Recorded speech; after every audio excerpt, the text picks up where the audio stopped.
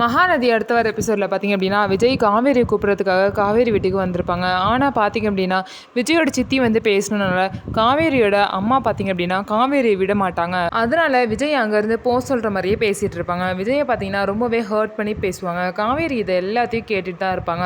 குமரனும் அதுக்கப்புறம் நிவின்னு பார்த்திங்க அப்படின்னா விஜய்க்கு சப்போர்ட்டாக பேசுவாங்க. காவேரி தான் விஜய் கூட வாழணும்னு ஆசைப்பட்றால, அப்புறம் எதுக்காக நீங்கள் தடுக்கிறீங்கன்னு சொல்லிட்டு சாரதா அம்மாவை கேட்பாங்க. ஆனால் சாரதா பார்த்திங்க அப்படின்னா எல்லாரையும் மீறி வந்து விஜய் அனுப்புறதுலே இருப்பாங்க.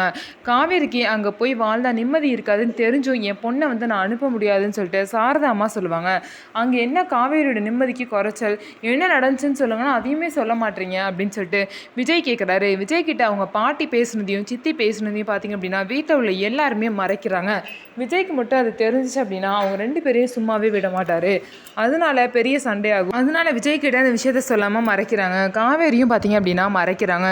விஜய் வந்து பார்த்திங்க அப்படின்னா காவேரி கையை பிடிச்சி வான்னு சொல்கிறா, இழுக்கிறாங்க. ஆனால் காவேரி வரவே மாட்டுறாங்க. நான் உயிரோடு இருக்கணும்னு நினச்சிங்கன்னா இங்கேருந்து போயிருங்கன்னு சொல்லவும் விஜய்க்கு வந்து மனசே கேட்கல. இப்படி ஒரு வார்த்தை வந்து காவேரி சொல்லுவாங்கன்னு விஜய் கொஞ்சம் கூட நினச்சி பார்க்கல. காவேரி இப்படி ஒரு வார்த்தை சொன்னதுக்கப்புறம் விஜய் அங்கேருந்து கிளம்பி போயிட்டாரு.